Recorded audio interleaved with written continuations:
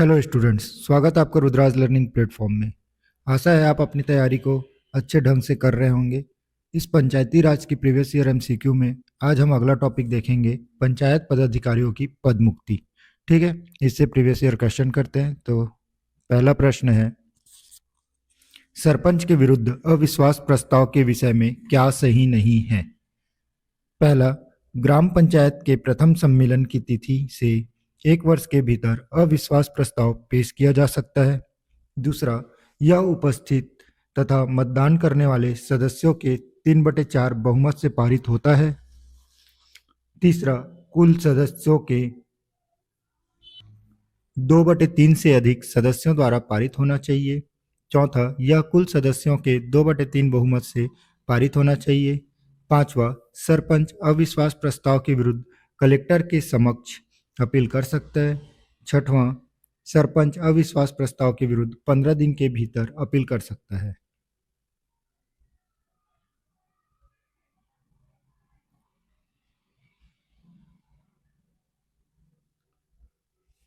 तो इसका सही आंसर हो जाएगा ऑप्शन डी। ठीक, जिसमें ये 3 नहीं हो सकते। 1 वर्ष के भीतर अविश्वास प्रस्ताव पेश नहीं किया जा सकता। ठीक है, उसके बाद 2/3 बहुमत से पारित नहीं होना चाहिए, बल्कि यह 2/3 से अधिक सदस्यों द्वारा पारित होता है। ठीक है, उसके बाद सरपंच अविश्वास प्रस्ताव के विरुद्ध 15 दिन के भीतर अपील नहीं कर सकता, बल्कि वह 7 दिन के भीतर कलेक्टर को अपील करता है। ध्यान रखिएगा। ठीक है, ये कुछ बातें हैं सरपंच के अविश्वास प्रस्ताव के संबंधित। अविश्वास प्रस्ताव उपस्थित तथा मतदान करने वाले निर्वाचित सदस्यों के 3/4 बहुमत से पारित होना चाहिए, जिसकी संख्या कुल निर्वाचित सदस्यों के 2/3 से अधिक होनी चाहिए। ठीक है, सरपंच के विरुद्ध अविश्वास प्रस्ताव नहीं लाया जा सकता। कब? जब पद ग्रहण से 1 वर्ष के भीतर। ठीक है, और कार्यकाल समाप्ति के 6 माह अगर शेष रहे तो, यानी 6 माह के पूर्व नहीं ला सकते। ठीक है, और अगर एक बार अविश्वास प्रस्ताव ले आए हैं तो उसके 1 साल के पूर्व नहीं ला सकते। ठीक, ये बात को ध्यान में रखिएगा। अगला प्रश्न है, ग्राम पंचायत द्वारा सरपंच के विरुद्ध अविश्वास प्रस्ताव पारित हो गया। सरपंच किसके समक्ष इसकी वैधता को चुनौती दे सकता है? ऑप्शन ए, तहसीलदार के समक्ष। ऑप्शन बी, अनुविभागीय अधिकारी जो राजस्व के होंगे। ऑप्शन सी, कलेक्टर के समक्ष। और ऑप्शन डी, आयुक्त के समक्ष। तो इसका सही आंसर हो जाएगा ऑप्शन सी, कलेक्टर के समक्ष। कितने दिनों के भीतर? तो 7 दिनों के भीतर। ठीक है, अविश्वास प्रस्ताव छत्तीसगढ़ पंचायती राज के धारा 21 में, जिसमें सरपंच और उप सरपंच के विरुद्ध अविश्वास प्रस्ताव लाया जा सकता है, बताया गया है। और धारा 28 में जनपद पंचायत अध्यक्ष और उपाध्यक्ष के विरुद्ध लाया जा सकता है। और धारा 35 जिला पंचायत और अध्यक्ष, जिला पंचायत के अध्यक्ष और उपाध्यक्ष के विरुद्ध लाया जा सकता है। ठीक है, ध्यान में रखिएगा। 7 दिन के भीतर किसके पास करेगा? कलेक्टर। और कलेक्टर प्राप्त आवेदन के 30 दिन के भीतर अपना निर्णय देगा, जो अंतिम और सर्वमान्य निर्णय होगा। ठीक है, अगला प्रश्न, सरपंच के विषय में सही क्या है? पहला, उसे अविश्वास प्रस्ताव द्वारा पद से हटाया जा सकता है। उसे प्रत्यावर्तित किया जा सकता है। तीसरा, सदस्यों की मांग पर यदि सरपंच 3 अवसरों पर ग्राम पंचायत की बैठक नहीं बुलाता तो उसे पदच्युत किया जा सकता है। चौथा, यदि 3 अवसरों पर ग्राम सभा में गढ़पूर्ति के लिए वह असफल होता है तो उसे पदच्युत किया जा सकता है। बताइए सही कौन सा है?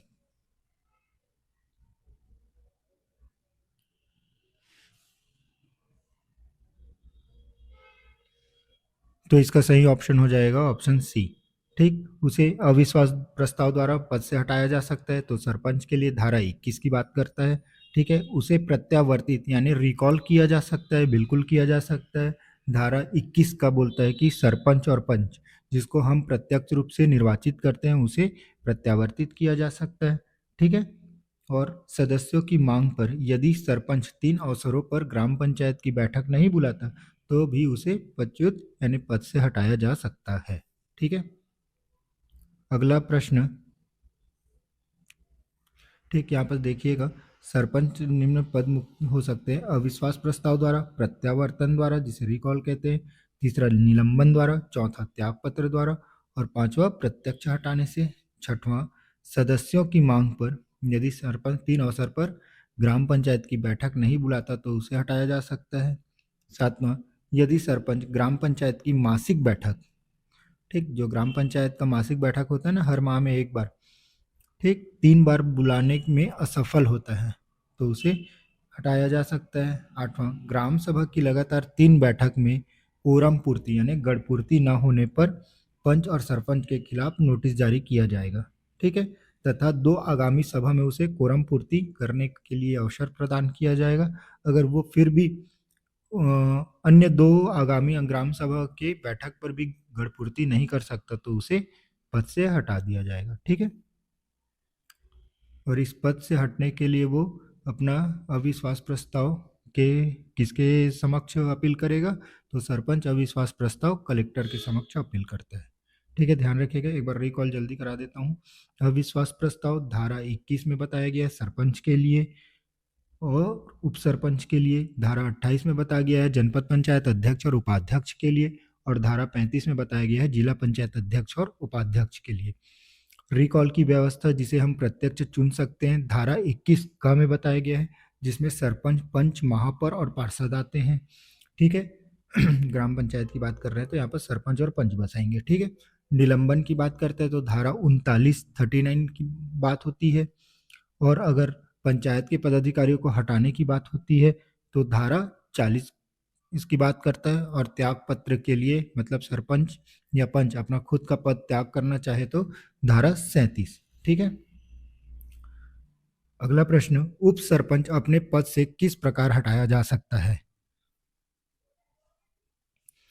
ए, पदच्युत प्रस्ताव द्वारा, दूसरा अविश्वास प्रस्ताव द्वारा, तीसरा कुल संख्या के 2/3 बहुमत द्वारा, चौथा उपस्थित तथा मतदान करने वाले सदस्यों के 3/4 बहुमत द्वारा, पांचवा कुल संख्या के आधे से अधिक द्वारा, और छठवां उपस्थित तथा मतदान करने वाले सदस्यों के 2/3 बहुमत द्वारा।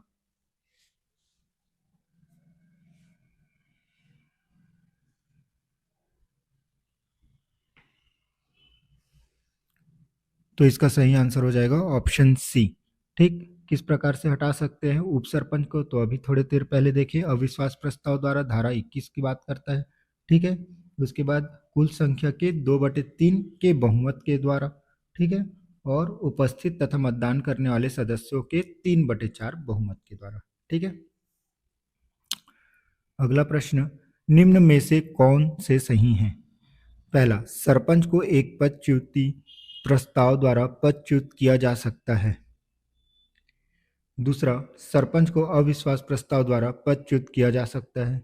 तीसरा, सरपंच को प्रत्यावर्तित किया जा सकता है। चौथा, यदि सरपंच ग्राम पंचायत की मासिक बैठक 3 बार बुलाने में असफल होता है तो उसे पदच्युत किया जा सकता है। पांचवा, यदि सरपंच ग्राम पंचायत की मासिक बैठक 2 बार बुलाने में असफल होता है तो उसे पदच्युत किया जा सकता है। छठवां, सरपंच को निदेशक पंचायत द्वारा पदच्युत किया जा सकता है।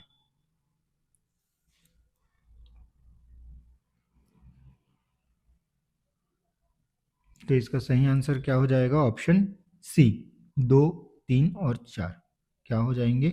सही हो जाएंगे। सरपंच को अविश्वास प्रस्ताव द्वारा हटाया जा सकता है, सरपंच को प्रत्यावर्तित किया जा सकता है, और अगर मासिक बैठक किसकी, ग्राम पंचायत की 3 बार बुलाने में असफल होता है तो उसे हटा दिया जाता है, ठीक। बाकी सब गलत है। सरपंच को अनुविभागीय अधिकारी राजस्व द्वारा पदच्युत किया जा सकता है ना, ध्यान में रखिएगा, क्योंकि ग्राम पंचायत का रिटर्निंग ऑफिसर कौन होता है? तो अनुविभागीय अधिकारी राजस्व, ठीक है। अगला प्रश्न, ग्राम पंचायत के सरपंच को कैसे हटाया जा सकता है? सेम प्रश्न है, आप आंसर कर लिए होंगे। अविश्वास प्रस्ताव द्वारा, प्रत्यावर्ती द्वारा, यदि वह ग्राम सभा की 5 लगातार बैठकों में गढ़पूर्ति में असफल होता है, चौथा जिला कलेक्टर द्वारा। तो कौन सा हो जाएगा? ऑप्शन सी, 1, 2, 3, क्योंकि यहाँ पर कलेक्टर नहीं अनुविभागीय अधिकारी होता है, ठीक है। ठीक, तो ध्यान में रखिएगा ऑप्शन तीसरा, 5 लगातार बैठकों में तो हटा ही देंगे, 5 से पहले 3 लगातार बैठक में तो कार्यवाही चालू हो जाती है। ठीक है। अगला प्रश्न, यदि जनपद पंचायत अध्यक्ष के विरुद्ध अविश्वास प्रस्ताव पारित कर दे तो अध्यक्ष प्रस्ताव की विधि मान्यता को कहाँ चुनौती दे सकता है? ए कलेक्टर, बी आयुक्त, सी संचालक पंचायत, डी सचिव पंचायत। ठीक, तो इसका सही आंसर हो जाएगा ऑप्शन सी संचालक पंचायत के पास। ठीक है। सरपंच अपील कहाँ करता है? तो कलेक्टर के पास। जनपद पंचायत कहाँ पर अपील करेगा? मतलब जनपद पंचायत के अध्यक्ष और उपाध्यक्ष कहाँ अपील करेंगे? संचालक पंचायत के पास। और जिला पंचायत का अध्यक्ष और उपाध्यक्ष कहाँ अपील करेंगे? तो राज्य सरकार के पास अपील करते हैं। ठीक है। सरपंच कलेक्टर के पास 7 दिनों के भीतर जाएगा। जनपद पंचायत अध्यक्ष उपाध्यक्ष संचालक पंचायत के पास 10 दिनों के भीतर जाएगा। और जिला पंचायत अध्यक्ष या उपाध्यक्ष राज्य सरकार के पास 15 दिनों के भीतर जाएगा, क्योंकि दूरी मेंटेन करती है। ठीक है। ग्राम पंचायत से कलेक्टर की दूरी पास होती है, इसलिए 7 दिन। संचालक पंचायत कहाँ बैठते हैं? तो वो राजस्व विभाग के रहते हैं। ठीक है, पंचायत विभाग के, तो उनके लिए 10 दिन का और राज्य सरकार के लिए 15 दिन का। ठीक है, ध्यान रखिएगा। और 30 दिनों के भीतर निर्णय देगा, वही सर्वमान्य हो जाएगा। अगला प्रश्न, सरपंच कैसे अपने पद से हटाया जा सकता है? पहला, अविश्वास प्रस्ताव द्वारा। दूसरा, प्रत्यावर्तन द्वारा। तीसरा, जब वह ग्राम पंचायत की बैठक ना बुलाए। चौथा, जब ग्राम पंचायत की बैठकों में 3 बार गढ़पूर्ति ना हो। पांचवा, जब ग्राम सभा की 3 लगातार बैठकों में गढ़पूर्ति ना हो। छठवां, जब ग्राम सभा की बैठकों में उसका अधिक विरोध हो।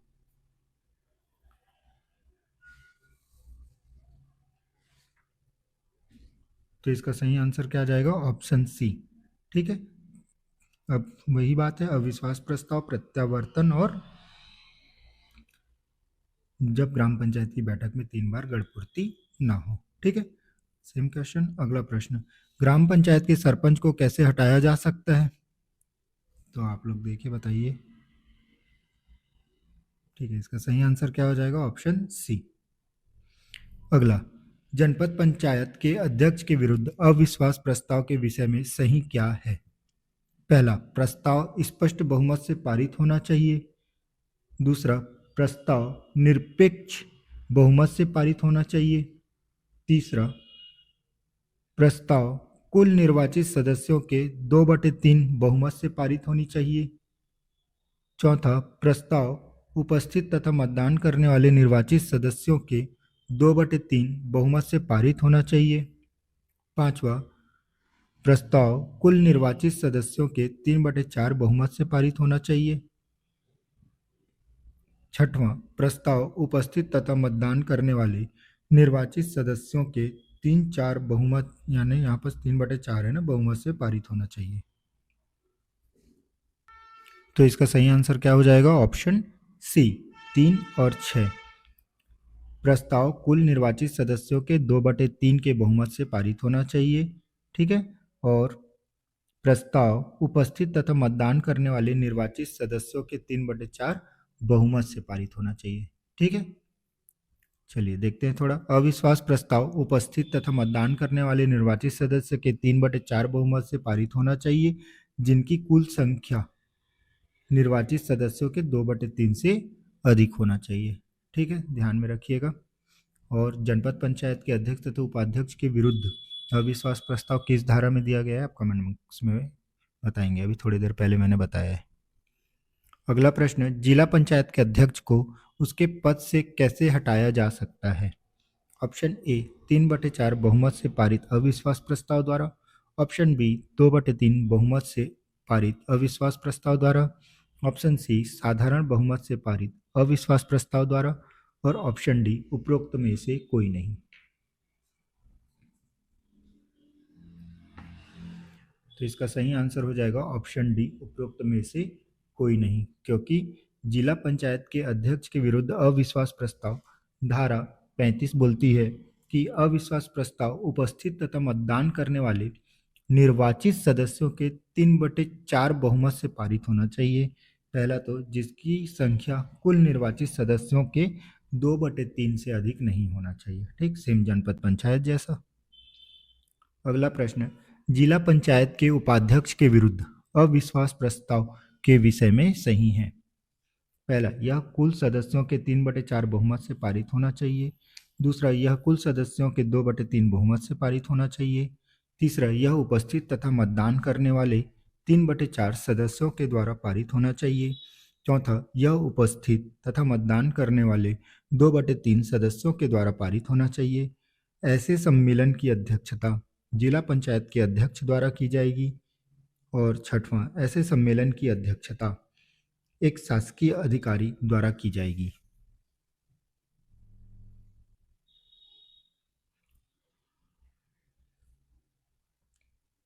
तो इसका सही आंसर हो जाएगा ऑप्शन सी।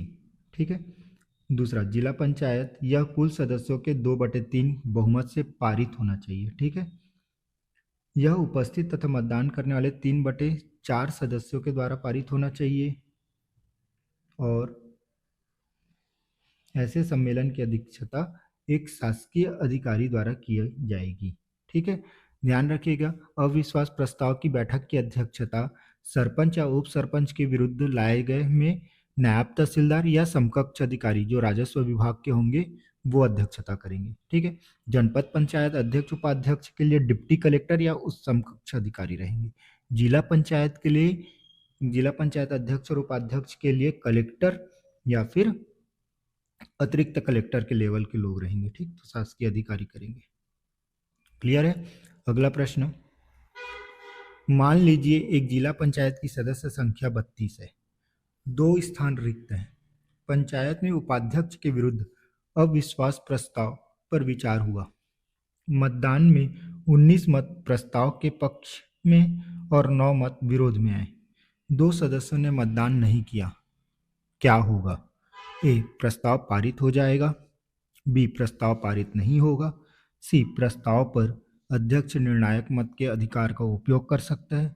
डी, उपरोक्त में से कोई नहीं। इस टाइप से इसको थोड़ा डिटेल सीएमओ और एडीओ के पेपर में पूछता है, तो ध्यान रखिएगा।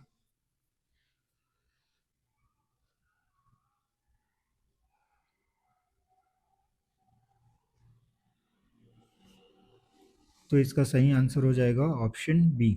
ठीक है, प्रस्ताव पारित नहीं होगा। क्यों नहीं होगा? क्योंकि प्रस्ताव पारित होने के लिए 3/4 बहुमत से पारित होना आवश्यक है। ठीक है, जो क्या होना चाहिए? जो कुल निर्वाचित सदस्यों के 2/3 से अधिक होना चाहिए। ठीक है।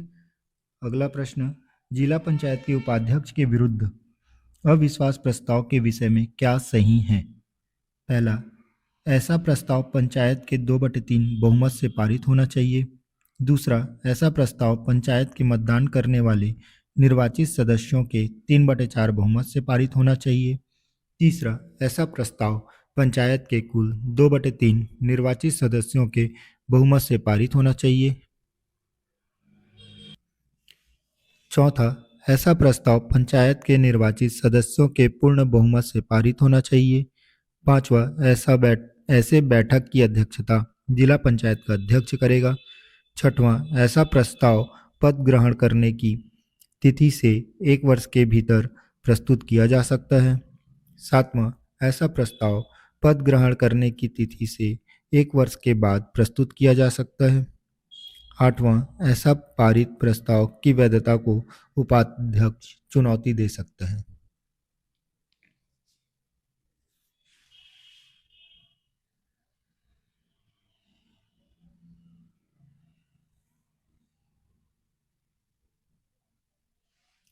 तो इसका सही आंसर हो जाएगा ऑप्शन सी। ठीक है, जिला पंचायत अध्यक्ष और उपाध्यक्ष का सेम अविश्वास प्रस्ताव के नियम है जो धारा 35 में बताया गया है, तो सेम ही रहेगा। जिला पंचायत का अध्यक्ष और उपाध्यक्ष राज्य सरकार के पास अपील करेगा अपने अविश्वास प्रस्ताव के विरुद्ध। कितने दिनों में? 15 दिनों में करेगा। और सेम क्या होना चाहिए? 3/4 बहुमत से पारित होना चाहिए। ठीक, जहाँ पर कुल निर्वाचित सदस्यों के 2/3 से अधिक हो। ठीक है। अगला प्रश्न, मान लीजिए कि ग्राम पंचायत के उप सरपंच के विरुद्ध एक अविश्वास प्रस्ताव ग्राम पंचायत में विचाराधीन है। ग्राम पंचायत में कुल 18 सदस्य हैं। उपस्थित तथा 11 सदस्य पक्ष में मतदान करते हैं, तो क्या होगा? ऑप्शन ए, अविश्वास प्रस्ताव पारित हो जाएगा। ऑप्शन बी, अविश्वास प्रस्ताव पारित नहीं होगा। ऑप्शन सी, सरपंच अपनी निर्णायक मत की शक्ति का प्रयोग करेगा। और ऑप्शन डी, प्रकरण जनपद पंचायत को भेजा जाएगा।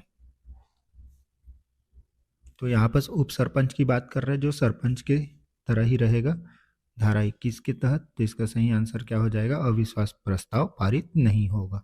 ठीक है।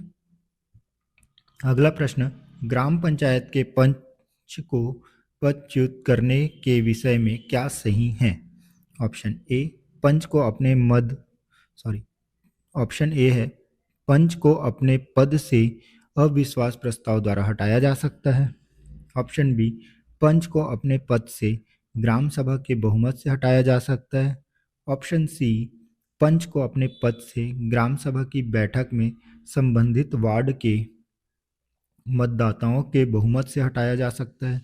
ऑप्शन डी, पंच को अपने पद से गुप्त मतदान की रीति से संबंधित वार्ड के मतदाताओं के बहुमत से हटाया जा सकता है।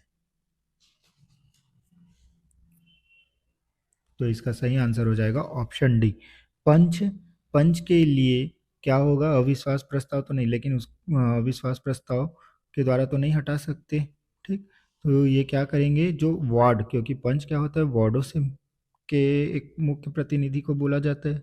ठीक है, तो वो क्या करेंगे, गुप्त मतदान करेंगे और अपने बहुमत से हटा सकते हैं। ठीक है। अगला प्रश्न, एक व्यक्ति जो पंचायत में किसी पद के लिए निर्वाचित हुआ है, किस आधार पर वह पद से हटाया जा सकता है? पहला, वह साक्षर नहीं है और 40 वर्ष की आयु का है। दूसरा, पंचायत के विरुद्ध विधि व्यवसायी के रूप में उसने नियोजन स्वीकार कर लिया है। तीसरा, वह पंचायत की 3 लगातार बैठकों में अनुपस्थित रहता है।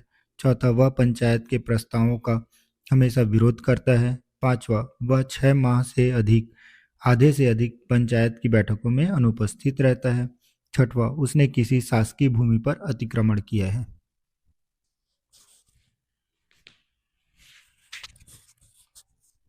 तो इसका सही आंसर हो जाएगा ऑप्शन सी, 2, 3, 5 और 6। पंचायत के विरुद्ध विधि व्यवसायी के रूप में उसने नियोजन स्वीकार कर लिया है। वह पंचायत की 3 लगातार बैठकों में अनुपस्थित रहता है और बिना बताए अनुपस्थित रहता है। ठीक है। पांचवा, वह 6 माह में आधे से अधिक पंचायत की बैठक में अनुपस्थित रहा। उसने किसी शासकीय भूमि पर अतिक्रमण कर लिया है। ठीक है। यदि वह व्यक्ति 30 वर्ष से कम का है और साक्षर नहीं है तो वह अनर्ह होगा, किंतु यदि 30 वर्ष से अधिक और साक्षर नहीं है तो कोई प्रभाव नहीं पड़ेगा। तो ध्यान रखिएगा, 2019 के संशोधन में क्या हुआ था कि अब पढ़ा लिखा होना जरूरी नहीं है, अपितु साक्षर होना जरूरी है। मतलब नाम लिखने आना चाहिए, हस्ताक्षर करने आना चाहिए। ठीक है। अगला प्रश्न, एक व्यक्ति जो पंचायत में किसी पद के लिए निर्वाचित हुआ है, उसे निम्न आधार पर पद से हटाया जा सकता है। पहला, पंचायत के विरुद्ध विधि व्यवसायी के रूप में उसने नियोजन स्वीकार कर लिया है। ठीक है। पंचायत की 3 लगातार बैठक में बिना पूर्वानुमति के वो अनुपस्थित रहता है तब।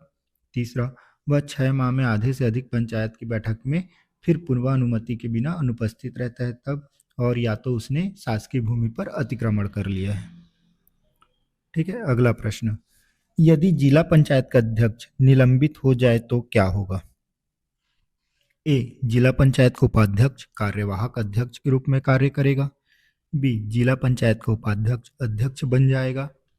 सी, अध्यक्ष का पद रिक्त रहेगा। डी, सदस्यगण स्थानापन्न अध्यक्ष का निर्वाचन करेंगे। ई, उपरोक्त में से कोई नहीं।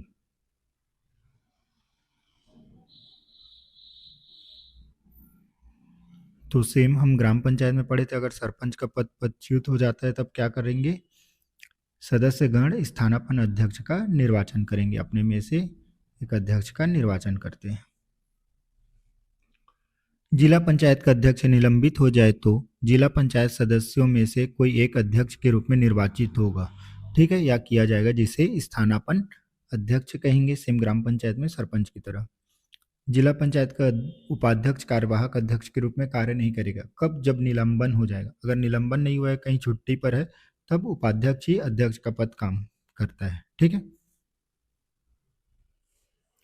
यदि जिला पंचायत का अध्यक्ष अपने पद से निलंबित हो जाए तो क्या होगा? ए उपाध्यक्ष अध्यक्ष बन जाएगा, बी उपाध्यक्ष कार्यकारी अध्यक्ष के रूप में कार्य करेगा, सी जिला पंचायत स्थानापन्न अध्यक्ष का चुनाव करेगी, डी मुख्य कार्यपालन अधिकारी कार्यकारी अध्यक्ष के रूप में कार्य करेगा। तो पता है आपको इसका सही आंसर ऑप्शन सी, ठीक, स्थानापन्न अध्यक्ष का चुनाव करेंगे। अगला प्रश्न, जिला पंचायत का अध्यक्ष यदि निलंबित हो जाए तो क्या होगा? सेम प्रश्न है, ठीक है, आप सही आंसर कर सकते हैं। इसका सही आंसर हो जाएगा बी। यदि सरपंच अपने पद से त्याग पत्र दे देवे तो क्या होगा? ऑप्शन ए, उप सरपंच कार्यकाल की शेष अवधि के लिए सरपंच बन जाएगा। ऑप्शन बी, किसी पंच को सरपंच के पद पर निर्वाचित किया जाएगा। ऑप्शन सी, प्रभारी सरपंच की नियुक्ति कलेक्टर द्वारा की जाएगी। ऑप्शन डी, स्थानापन्न सरपंच का निर्वाचन पंचों द्वारा किया जाएगा। और ऑप्शन ई, उपरोक्त में से कोई नहीं।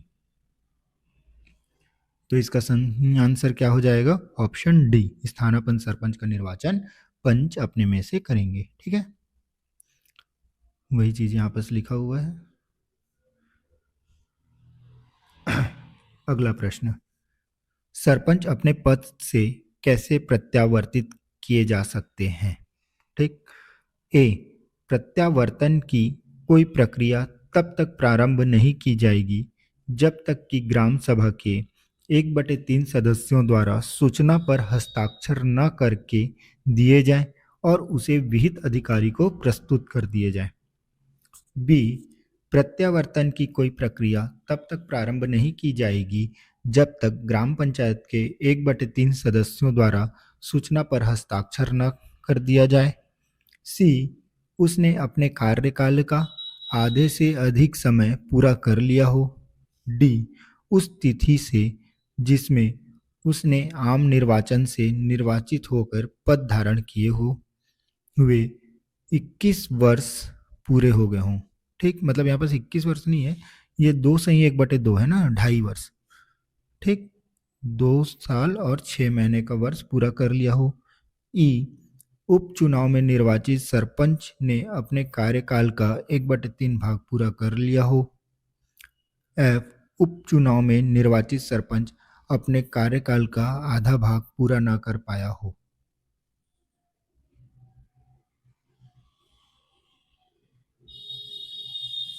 तो इसका सही आंसर हो जाएगा ऑप्शन डी, ठीक है, प्रत्यावर्तन की कोई प्रक्रिया तब तक प्रारंभ नहीं की जाएगी जब तक कि ग्राम सभा के 1/3 सदस्यों द्वारा सूचना पर हस्ताक्षर न कर दिया जाए और उसे विहित अधिकारी को पास प्रस्तुत न कर दिया जाए, ठीक है। और उस तिथि से जिसमें उसने आम निर्वाचन से निर्वाचित होकर पद धारण किया है, तो 2.5 वर्ष के पूर्व कभी भी उस पर रिकॉल प्रत्यावर्ती नियम नहीं लगेगा, ठीक है, जो कौन सी धारा कहती है? तो धारा 21 का, ठीक है। और बोलता है उपचुनाव में निर्वाचित सरपंच अपने कार्यकाल का आधा भाग पूरा न कर पाया हो, यानी आधा भाग यानी वही है 2.5 वर्ष, क्योंकि 5 वर्ष का होता है, तो 2.5 वर्ष अगर पूर्ण नहीं किया है तो प्रत्यावर्ती नहीं लाया जा सकता, ठीक है। यही चीज यहाँ पर लिखा हुआ है, जब तक, और कब नहीं लाया जा सकता? जब कार्यकाल 6 माह बाकी हो, बाकी 2.5 वर्ष से और बाकी 1.5 साल के बीच में कभी भी लाया जा सकता है, ठीक है, इसको पढ़ लीजिएगा। अगला प्रश्न, सरपंच के प्रत्यावर्तन के विषय में निम्न में से क्या सही है? ए, सरपंच को कार्यकाल के दौरान प्रत्यावर्तित किया जा सकता है। दूसरा, सरपंच को कार्यकाल के आधे समय के पूर्व प्रत्यावर्तित किया जा सकता है। तीसरा, सरपंच को कार्यकाल के आधे समय के बाद प्रत्यावर्तित किया जा सकता है। चौथा, प्रत्यावर्तित करने के आवेदन पर ग्राम सभा के 1/3 सदस्यों का हस्ताक्षर आवश्यक है। पांचवा, ग्राम सभा 2/3 बहुमत से गुप्त मतदान द्वारा सरपंच को प्रत्यावर्तित कर सकती है। छठवां, सरपंच उक्त प्रत्यावर्तन के विरुद्ध कलेक्टर के समक्ष याचिका पेश कर सकता है। सातवां, ग्राम पंचायत के सदस्य लिखित आवेदन अभ्यावेदन द्वारा सरपंच को प्रत्यावर्तित कर सकते हैं।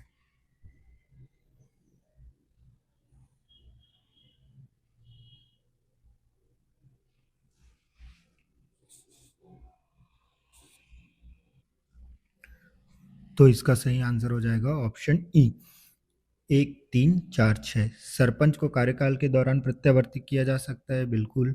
सरपंच को कार्यकाल के आधे समय यानी 2.5 वर्ष के बाद कभी भी प्रत्यावर्तित किया जा सकता है, ठीक है। चौथा, प्रत्यावर्तित करने के आवेदन पर ग्राम सभा 1/3 सदस्यों का हस्ताक्षर, ग्राम सभा के कितने सदस्य, 1/3 सदस्यों द्वारा हस्ताक्षर करेंगे और वित्त अधिकारी को प्रस्तुत करेंगे, ठीक है।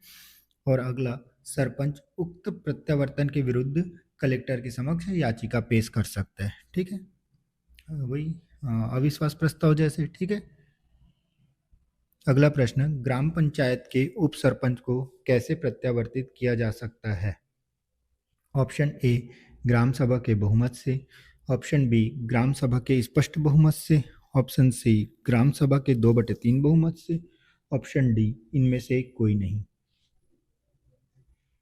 तो इसका सही आंसर हो जाएगा ऑप्शन डी, इनमें से कोई नहीं, क्योंकि मैंने बताया था कि धारा 21 का रिकॉल प्रत्यावर्ती सिर्फ प्रत्यक्ष चुनाव वाले पर ही लागू होती है, जैसे सरपंच और पंच पर, उप सरपंच पर लागू नहीं होगी, ठीक है।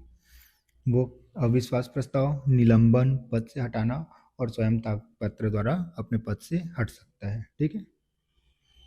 अगला प्रश्न है, यदि कोई जनपद सदस्य उस जनपद को छोड़कर दूसरे जनपद में रहना शुरू कर दे तो क्या होगा? ए, वह सदस्य नहीं रहेगा। बी, वह सदस्य बना रहेगा। सी, वह अपना कार्यकाल पूरा करेगा। डी, जनपद पंचायत इस विषय पर निर्णय लेगी। और ई, इनमें से कोई नहीं।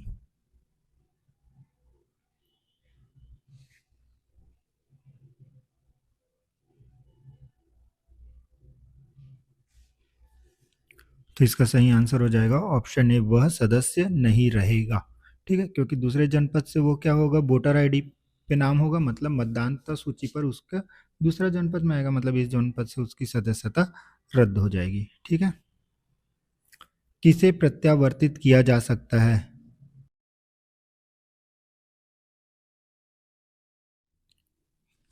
तो इसका सही आंसर हो जाएगा ऑप्शन डी, ठीक, 1, 3, 5। ध्यान रखिएगा, प्रत्यावर्तित रिकॉल की व्यवस्था मतलब छत्तीसगढ़ पंचायती राज अधिनियम की धारा 21 का के तहत दिया गया है, जिसमें यह अधिकार रिकॉल का मतदाताओं को है, ठीक है। मतलब जो प्रत्यक्ष निर्वाचन जिनका होगा वही क्या कर सकते हैं, रिकॉल कर सकते हैं। जैसे सरपंच और पंच 2019 के संशोधन के तहत छत्तीसगढ़ पंचायती राज से रिकॉल हटा दिया गया है, ठीक है। सिर्फ रिकॉल किस पर लगाया जा सकता है, सरपंच एवं पंच पर। लेकिन 2024 के संशोधन में इस बार नया नया महापौर का चुनाव हो सके तो प्रत्यक्ष रूप से होगा, तो उस पर रिकॉल आ सकता है, ठीक है। तो ये बात को थोड़ा सा ध्यान रखिएगा कि अभी तक रिकॉल सरपंच और पंच पर ही है, बाकी सभी को 2019 के बाद हटा दिया गया है, लेकिन महापौर पर आ सकता है, ठीक है। अगला प्रश्न यहाँ पर देख लीजिएगा, प्रत्यावर्तन की प्रक्रिया नहीं लाई जा सकती तो उप सरपंच, यहाँ पर जो महापौर लिखा है वहाँ पर सभी नगर पालिका महापौर 8वां नंबर, ये अभी डिसाइड नहीं हुआ है, ठीक है। बाकी सभी पर प्रत्यावर्तन 2019 के संशोधन से हटा दिया गया है, ठीक है। अगला प्रश्न, जिला पंचायत का उपाध्यक्ष कैसे पदच्युत किया जा सकता है? पहला, एक संकल्प द्वारा। दूसरा, अविश्वास प्रस्ताव द्वारा। तीसरा, उपस्थित मतदान करने वाले और निर्वाचित 3/4 सदस्यों द्वारा। चौथा, कुल सदस्य संख्या के 2/3 सदस्यों द्वारा। तो इसका सही आंसर हो जाएगा ऑप्शन सी। ध्यान रखिएगा, ये आयोग द्वारा लिया गया उत्तर है, ठीक है। जो CGPSC है ना, वो लिया हुआ था, लेकिन यहाँ पर क्लियर नहीं कर रहा है कि अविश्वास प्रस्ताव से हटाना है, ठीक। अविश्वास प्रस्ताव में क्या होता है, 3/4 जो सदस्य होते हैं और मतदान करने वाले होते हैं उनके बहुमत से हटाया जाता है, लेकिन पंचों की कुल संख्या क्या होना चाहिए, 2/3 से अधिक बहुमत से संकल्पित होना चाहिए, ठीक है। तो यहाँ पर ध्यान रखिएगा, ऑप्शन आयोग लिया हुआ था जो क्लियर नहीं करता, ठीक, इसको ऐसे ही पढ़ लीजिएगा। अगला प्रश्न है, किसे प्रत्यावर्तन द्वारा पदच्युत किया जा सकता है? ऑप्शन ए, जनपद पंचायत का अध्यक्ष। ऑप्शन बी, जिला पंचायत का अध्यक्ष। सी, सरपंच। और डी, उपरोक्त में से कोई नहीं। तो इसका सही आंसर हो जाएगा ऑप्शन सी, सरपंच, ठीक है। प्रत्यावर्तन द्वारा बात कर रहा है। ठीक, अगला प्रश्न है, किसे प्रत्यावर्तित नहीं किया जा सकता? पहला, जनपद पंचायत का अध्यक्ष, दूसरा जिला पंचायत का अध्यक्ष, तीसरा ग्राम पंचायत का सरपंच और चौथा ग्राम पंचायत का पंच।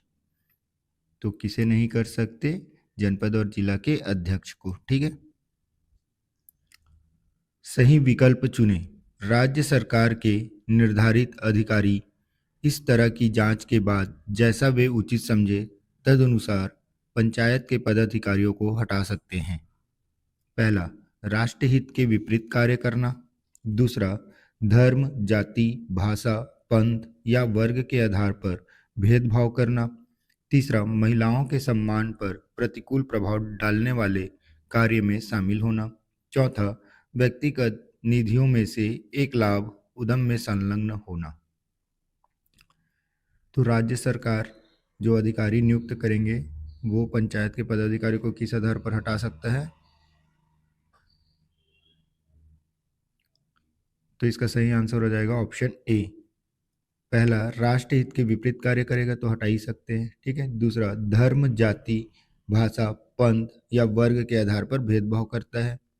तीसरा, महिलाओं के सम्मान पर प्रतिकूल प्रभाव डालने वाले कार्य में शामिल है। ठीक, यहाँ पर व्यक्तिगत निधियों से लाभ के लिए क्या होगा, इस पर आयोग बैठाया गया जाएगा, हटा नहीं सकते। ठीक है, अगला प्रश्न, जिला पंचायत के उपाध्यक्ष के विरुद्ध अविश्वास प्रस्ताव कितने बहुमत से पारित होना चाहिए? ऑप्शन ए, उपस्थित और मतदान करने वाले सदस्यों के बहुमत से। ऑप्शन बी, निरपेक्ष बहुमत से।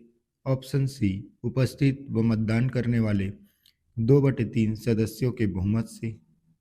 और ऑप्शन डी, उपस्थित और मतदान करने वाले 3/4 सदस्यों के बहुमत से।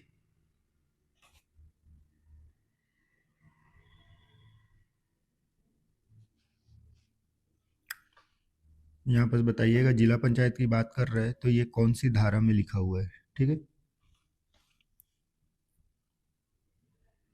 तो इसका सही आंसर हो जाएगा ऑप्शन डी, उपस्थित और मतदान करने वाले 3/4 सदस्यों के बहुमत से। ठीक है, अगला प्रश्न, अविश्वास प्रस्ताव जनपद पंचायत के अध्यक्ष के विरुद्ध पारित करने के लिए कितना बहुमत आवश्यक है? ऑप्शन ए, उपस्थित और मतदान करने वाले सदस्यों का बहुमत। ऑप्शन बी, निरपेक्ष बहुमत। ऑप्शन सी, उपस्थित और मतदान करने वाले सदस्यों का 2/3 बहुमत। और ऑप्शन डी, उपस्थित और मतदान करने वाले सदस्यों का 3/4 बहुमत से। तो अभी थोड़ी देर पहले देखे, जिला, जनपद और सरपंच के लिए सेम है, तो क्या हो जाएगा? ऑप्शन डी सही है। अगला प्रश्न, ग्राम पंचायत का एक पंच किस तरह अपने पद से हटाया जा सकता है? ऑप्शन ए, अविश्वास प्रस्ताव द्वारा। ऑप्शन बी, प्रत्यावर्तन द्वारा। ऑप्शन सी, ग्राम पंचायत द्वारा। और ऑप्शन डी, सरपंच द्वारा। तो बार बार पढ़ रहे हैं अभी हम, रिकॉल के द्वारा। ठीक है, ऑप्शन बी। ठीक है, 21 क में बताया गया कि सरपंच और पंच को वापस बुलाया जा सकता है रिकॉल के द्वारा। अगला प्रश्न, ग्राम पंचायत से किसे प्रत्यावर्तित किया जा सकता है? ऑप्शन ए, सरपंच और उप सरपंच। बी, सरपंच और पंच। सी, उप सरपंच और पंच। डी, ग्राम पंचायत के समस्त पदाधिकारी। तो इजीली आप आंसर कर पाएंगे इसका, ऑप्शन बी सही। अगला प्रश्न, सरपंच के विषय में सही क्या है? पहला, वह अविश्वास प्रस्ताव द्वारा पदच्युत किया जा सकता है। दूसरा, अविश्वास प्रस्ताव उपस्थित व मतदान करने वाले सदस्यों के 3/4 बहुमत से तथा पंचों की कुल सदस्य संख्या के 2/3 बहुमत से पारित होना चाहिए। तीसरा, अविश्वास प्रस्ताव के लिए 10 दिन की सूचना आवश्यक है। चौथा, सरपंच 15 दिनों के भीतर अनुविभागीय दंडाधिकारी के समक्ष अविश्वास प्रस्ताव की वैधता को चुनौती दे सकता है।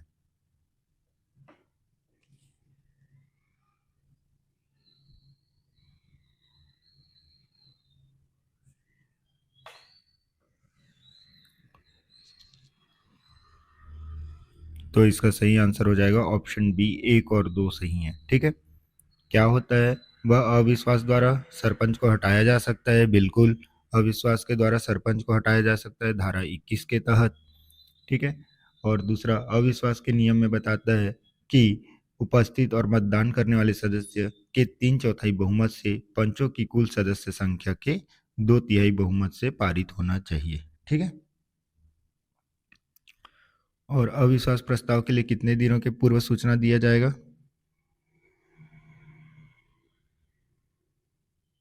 तो उसे 15 दिन के पूर्व सूचना दिया जाएगा, और 7 दिन के बाद, मतलब 7 दिन के भीतर वो क्या किससे अपील कर सकता है? कलेक्टर के समक्ष जाकर। ठीक है। और कलेक्टर 30 दिन के भीतर अंतिम निर्णय देगा, वही सर्वमान्य होगा। ठीक है। अगला प्रश्न है, सरपंच के पद पर आकस्मिक रिक्ति होने पर स्थानापन्न सरपंच के रूप में कौन कार्य करेगा? प्रीवियस क्वेश्चन है, तो इसका आंसर बताएंगे आप लोग। ठीक, सदस्यों द्वारा अपने में से चुना गया सदस्य यानी पंच। अगला प्रश्न है, जनपद पंचायत का अध्यक्ष किस तरह से पदच्युत किया जा सकता है? ऑप्शन ए, एक संकल्प द्वारा, ऑप्शन 2 प्रत्यावर्तन द्वारा, ऑप्शन 3 अविश्वास प्रस्ताव द्वारा, और ऑप्शन 4 2/3 बहुमत से। ठीक, तो यहाँ पर बताना है ये चारों में से कौन कौन से सही हैं।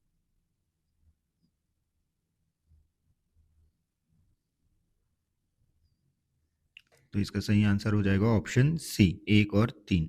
ठीक, एक संकल्प द्वारा पारित कर सकते हैं और अविश्वास प्रस्ताव द्वारा। बहुमत कितना होना चाहिए? 3/4। अगला प्रश्न है, यदि सरपंच के विरुद्ध अविश्वास प्रस्ताव पारित हो जाए तो सरपंच क्या कर सकता है? पहला, वह अविश्वास प्रस्ताव की वैधता को चुनौती दे सकता है। दूसरा, वह नायब तहसीलदार के समक्ष चुनौती दे सकता है। तीसरा, वह अनुविभागीय अधिकारी राजस्व के समक्ष चुनौती दे सकता है। चौथा, वह कलेक्टर के समक्ष चुनौती दे सकता है।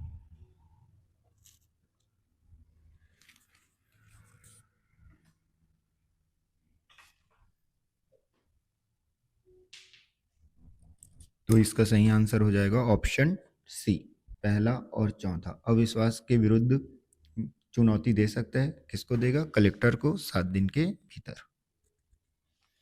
अगला प्रश्न, कौन अपने पद से प्रत्यावर्तित किया जा सकता है? पहला पंच, दूसरा सरपंच, तीसरा नगर पंचायत का अध्यक्ष, चौथा जिला पंचायत का अध्यक्ष। प्रीवियस क्वेश्चन है तो सरपंच और पंच, बाकी सब 2019 के संशोधन से हट गया है। ठीक है। अगला प्रश्न, कौन अपने पद से प्रत्यावर्तित नहीं किया जा सकता? सेम प्रश्न। ठीक है, तो ये दोनों को छोड़ देंगे, किसको किसको? पंच और सरपंच को। चलिए, नेक्स्ट टॉपिक है पंचायती राज की बैठकें। जो पंचायत हैं, ग्राम पंचायत, जिला पंचायत, जनपद पंचायत, तो इनकी बैठक के लिए क्या क्या प्रावधान है देखते हैं। पहला प्रश्न है, जनपद पंचायत के विषय में क्या सही है? पहला, निर्वाचित सदस्यों, अध्यक्ष और उपाध्यक्ष का नाम प्रकाशित किया जाएगा। दूसरा, उक्त प्रकाशन के 30 दिन के भीतर जनपद पंचायत की बैठक बुलाई जाएगी। तीसरा, उक्त प्रकाशन के 15 दिन के भीतर जनपद पंचायत की बैठक बुलाई जाएगी। चौथा, उक्त प्रकाशन की तिथि से 5 वर्ष की अवधि की गणना की जाती है। पांचवा, प्रथम सम्मेलन की तिथि से 5 वर्ष की अवधि की गणना की जाती है।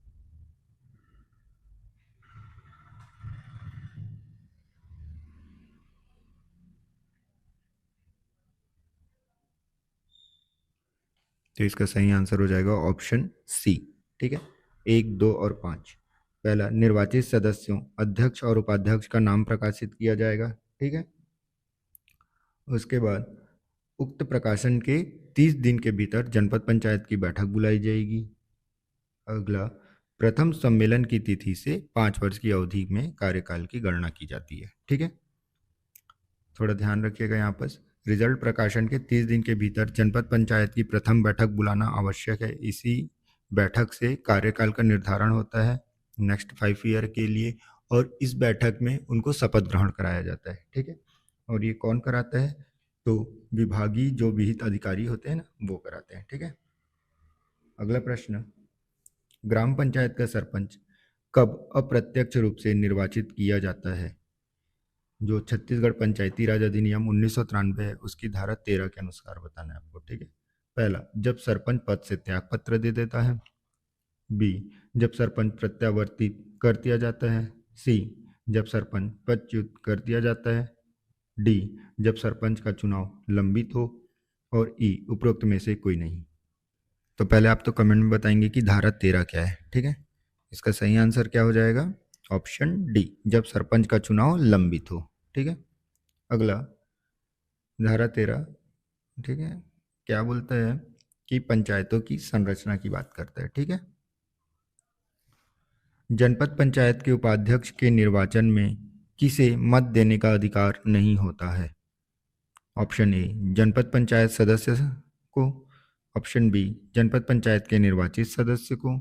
ऑप्शन सी, जनपद पंचायत के पदेन सदस्य को। और ऑप्शन डी, जनपद पंचायत के अधीन ग्राम पंचायत के सरपंच को। और ऑप्शन ई, उपरोक्त सभी।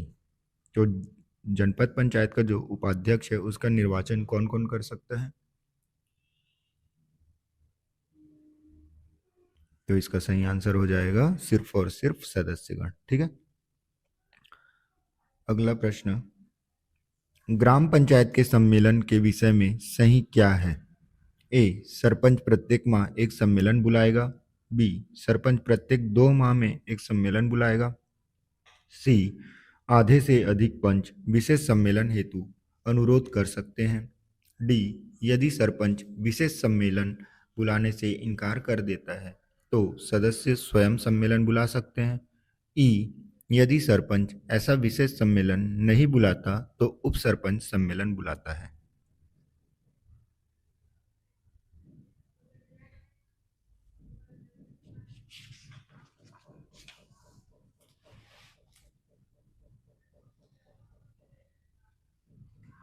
तो इसका सही आंसर हो जाएगा ऑप्शन डी, ए सी ई। सरपंच प्रत्येक माह एक सम्मेलन बुलाता है, इसलिए ग्राम पंचायत में हर वर्ष में 12 बैठकें होती है। आधे से अधिक पंच विशेष सम्मेलन हेतु अनुरोध कर सकते हैं, मतलब 50% से अधिक सम्मेलन कितने दिनों के भीतर बुलाना आवश्यक हो जाएगा? फिर 7 दिनों के भीतर, ठीक है। अगला, यदि सरपंच ऐसा विशेष सम्मेलन नहीं बुलाता तो उसकी जवाबदारी उप सरपंच की हो जाती है, ठीक। अगला प्रश्न, वही चीज बताया गया है, 50% होना चाहिए और सरपंच कितने दिनों के अंदर बैठक बुला सकता है? 7 दिनों के अंदर, ठीक। और अगर बैठक असफल हो जाता है बैठक बुलाने में तो क्या करेंगे? सदस्य स्वयं बैठक बुला सकते हैं, ठीक, जिसकी सूचना सचिव को दी जाएगी।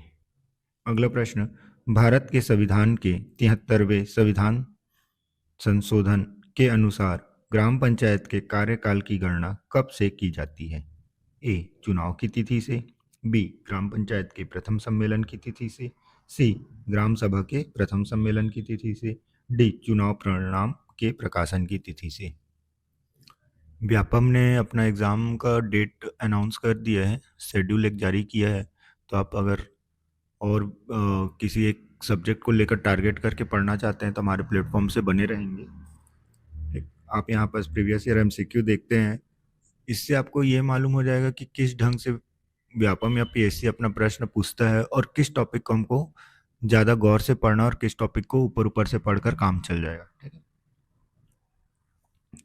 तो यहाँ पर बताएंगे इसका सही आंसर क्या हो जाएगा। आप सबको मालूम है क्या होता है प्रथम सम्मेलन की तिथि से, ठीक है। अगला प्रश्न, सम्मेलन की प्रक्रिया के बारे में सही क्या है? पहला, ग्राम पंचायत की बैठक में गण पूर्ति कुल सदस्यों का 1/3 है। दूसरा, जनपद पंचायत की बैठक में गण पूर्ति कुल सदस्यों का 1/3 है। तीसरा, जिला पंचायत की बैठक में गण पूर्ति कुल सदस्यों का 1/3 है। चौथा, ग्राम पंचायत की बैठक में गण पूर्ति कुल सदस्यों का 50% है, यानी 1/2 है। जनपद पंचायत की बैठक में गण पूर्ति कुल सदस्यों का 50% है। छठवां, जिला पंचायत की बैठक में गण पूर्ति कुल सदस्यों का 50% है। सातवां, ग्राम पंचायत की बैठक में गण पूर्ति कुल सदस्यों का 2/3 है। आठवां, जनपद पंचायत की बैठक में गण पूर्ति कुल सदस्यों का 2/3 है। नौवां, जिला पंचायत की बैठक में गण पूर्ति कुल सदस्यों का 2/3 है। तो इसका सही आंसर हो जाएगा ऑप्शन ई, ठीक है, 2, 3, 4। थोड़ा सा ध्यान देते हैं आपस। पंचायती राज जो निकाय है उसमें गढ़पूर्ति ग्राम सभा के लिए साधारण क्षेत्र में 1/10 है और अनुसूचित क्षेत्र में 1/3। प्रीवियस ईयर क्वेश्चन किए होंगे तो आपको पता होगा, है ना। दूसरा, ग्राम पंचायत में कुल सदस्यों का 1/2 हिस्सा होना चाहिए, लेकिन जनपद और जिला पंचायत में कुल सदस्यों का 1/3 बहुमत से काम चल जाएगा। ठीक है। पंचायती राज के प्रत्येक स्तर पर ग्राम सभा की गढ़पूर्ति महिलाओं की 1/3 होनी चाहिए। ठीक है, प्रत्येक स्तर पर। अनुसूचित क्षेत्र में भी 1/3 होना चाहिए। ठीक है। अगला प्रश्न, निम्न में से क्या सही है विशेष बैठक के संदर्भ में? पहला, यदि 50% से अधिक ग्राम पंचायत के सदस्य लिखित मांग करे तो सरपंच ग्राम पंचायत की विशेष बैठक बुलाएगा। दूसरा, सरपंच ऐसी मांग की उपेक्षा कर सकता है। तीसरा, यदि सरपंच विशेष बैठक न बुलाए तो अन्य सदस्य स्वयं बैठक बुला सकते हैं। अगला, विशेष बैठक की सूचना सचिव जारी करेगा। पांचवा, विशेष बैठक के लिए जनपद पंचायत अनुमति देगा।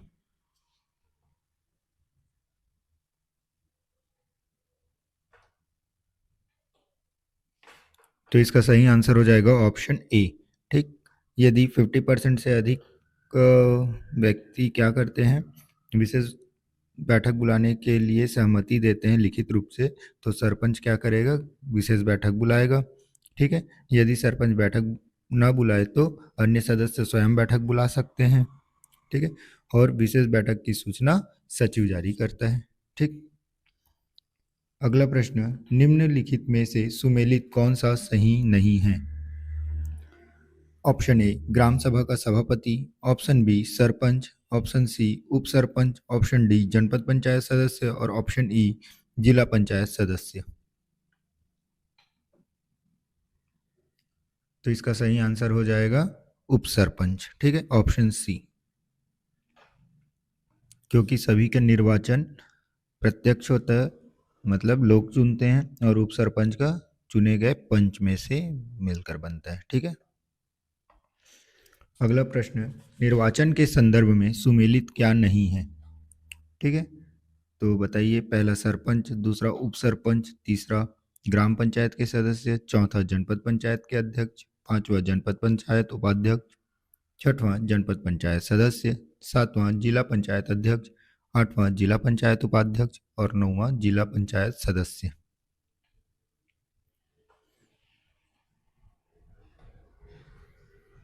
तो इसका सही आंसर हो जाएगा ऑप्शन सी, सुमेलित नहीं है। तो पहला सरपंच, ग्राम पंचायत के सदस्य, उसके बाद जनपद पंचायत के सदस्य, ठीक है, और जिला पंचायत के सदस्य। इनका निर्वाचन क्या होता है, प्रत्यक्ष होता है, बाकी सभी का अप्रत्यक्ष रूप से।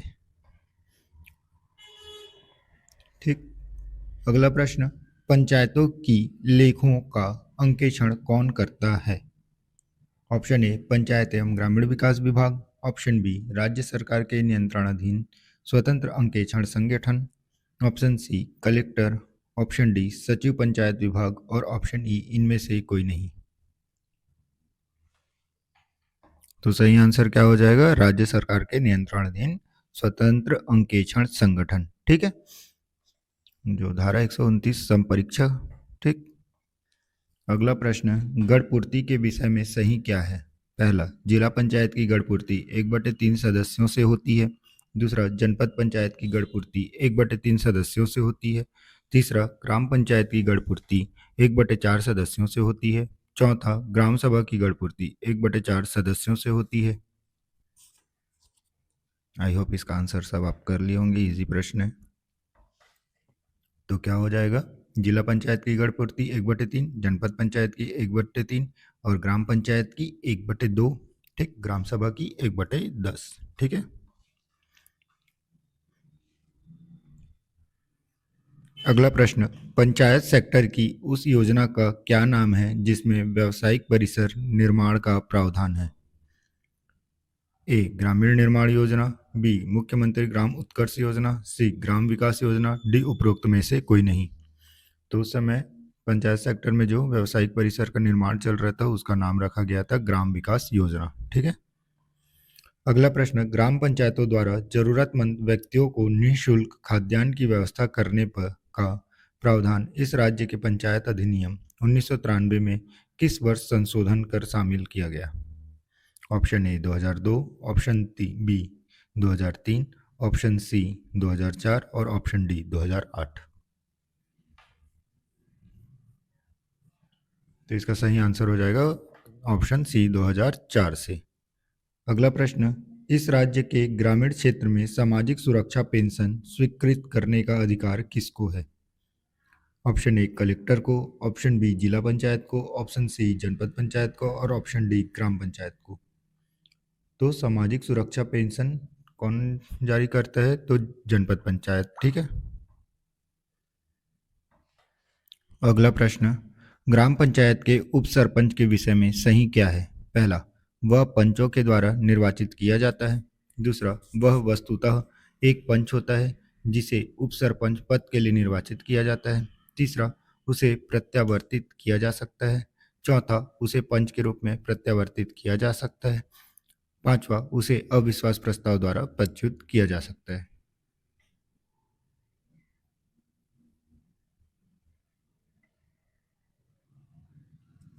तो उप सरपंच के लिए क्या सही है? Option C. ठीक, वह पंचों द्वारा निर्वाचित किया जाता है, बिल्कुल। वह वस्तुतः एक पंच ही होता है जिसे उप सरपंच पद के लिए निर्वाचित किया जाता है, जो दोहरी भूमिका में रहते हैं। ठीक है। उसे उप सरपंच के रूप में प्रत्यावर्तित नहीं किया जा सकता, उसे पंच के रूप में प्रत्यावर्तित किया जा सकता है। ठीक है, ध्यान रखिएगा। उसे अविश्वास प्रस्ताव द्वारा हटाया जा सकता है। क्लियर। अगला प्रश्न, निम्न में से कौन सा कथन सही है? पहला, सरपंच माह में कम से कम एक बार ग्राम पंचायत की बैठक बुलाएगा। दूसरा, जनपद पंचायत अध्यक्ष माह में कम से कम 2 बार जनपद पंचायत की बैठक बुलाएगा। तीसरा, जिला पंचायत अध्यक्ष माह में कम से कम 2 बार जिला पंचायत की बैठक बुलाए। चौथा, यदि सरपंच बैठक न बुलाए तो सचिव सम्मेलन की सूचना जारी करेगा। पांचवा, यदि जनपद पंचायत या जिला पंचायत का अध्यक्ष बैठक न बुलाए तो मुख्य कार्यपालन अधिकारी सम्मेलन की सूचना जारी करेगा।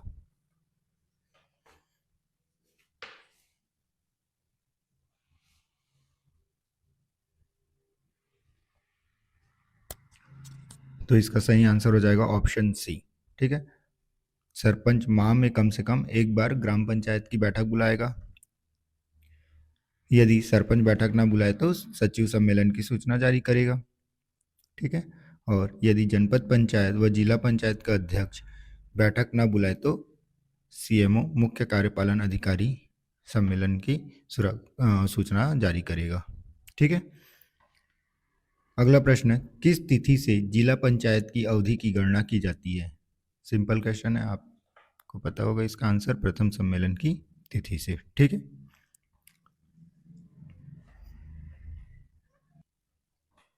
अगला प्रश्न, जनपद पंचायत की बैठकों का आयोजन करता कौन होता है?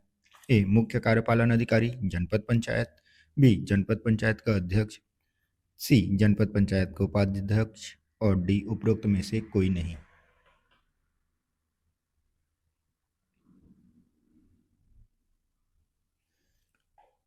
तो जनपद पंचायत की बैठक का आयोजन करता कौन होता है? अभी बताया, जनपद मुख्य कार्यपालन अधिकारी। ठीक है। अगला प्रश्न, छत्तीसगढ़ पंचायती राज अधिनियम 1993 के तहत इस अधिनियम के अंतर्गत निर्दिष्ट नियमित अंतराल पर ग्राम सभा की बैठक बुलाना खालिस्तान का उत्तरदायित्व होगा और ऐसा न होने के मामले में उन्हें उसके पद से अयोग्य घोषित किया जा सकता है। ए जिला कलेक्टर, बी तहसीलदार, सी नायब तहसीलदार और डी सरपंच। ठीक, तो किसकी जवाबदारी होती है? सरपंच की, बिल्कुल सही। अगला प्रश्न, जनपद पंचायत विभिन्न प्रकार की योजनाओं एवं रिपोर्ट तैयार करने के लिए उत्तरदायी होता है। निम्नांकित में से कौन सा जनपद पंचायत संपादित नहीं करता? ऑप्शन ए, राज्य सरकार या जिला पंचायत द्वारा आर्थिक विकास तथा सामाजिक न्याय से संबंधित प्रदत्त योजनाओं से संबंधित वार्षिक योजना तैयार करना। ऑप्शन बी, जनपद पंचायत के क्षेत्राधिकार के अधीन आने वाले समस्त ग्राम पंचायतों से संबंधित समेकित वार्षिक योजना तैयार करना। सी, काम एवं विकास योजनाओं से संबंधित योजना जो कि जनपद पंचायत के फंड से संचालित हो। और ऑप्शन डी, केंद्र सरकार द्वारा प्रदत्त वार्षिक योजनाओं के क्रियान्वयन के संबंध में। तो कौन सा जनपद पंचायत संपादित नहीं करता? तो इसमें से ऑप्शन डी, क्योंकि केंद्र सरकार इसको हस्तक्षेप नहीं करती, राज्य सरकार के अधीन आता है। ठीक है। अगला प्रश्न, छत्तीसगढ़ पंचायती राज अधिनियम 1993 के तहत ग्राम पंचायत की पहली बैठक धारा 19 के तहत प्रकाशन की तिथि से कितने दिनों के भीतर आयोजित की जाएगी? Option A 15, option B 20, option C 25 और ऑप्शन डी 30। ठीक है। तो प्रथम बैठक कब होती है? रिजल्ट प्रकाशन के 30 दिन के भीतर। ठीक है। तो ऑप्शन डी यहाँ पर सही हो जाएगा। अगला प्रश्न, जिला पंचायत की बैठक विशेष बैठक बुलाने के लिए कितने सदस्यों की लिखित अध्यपेक्षा आवश्यक है? ऑप्शन ए 1/3 सदस्य, ऑप्शन बी 1/4 सदस्य, ऑप्शन सी 1/2 सदस्य और ऑप्शन डी 2/3 सदस्य। तो विशेष बैठक बुलाने के लिए आधे से अधिक, 50% से अधिक, तो सही आंसर हो जाएगा ऑप्शन सी। तो इस तरह हमारा पंचायती राज का अगला टॉपिक कंप्लीट होता है। थैंक यू फॉर वॉचिंग और हमारे साथ लगातार बने रहिए। धन्यवाद।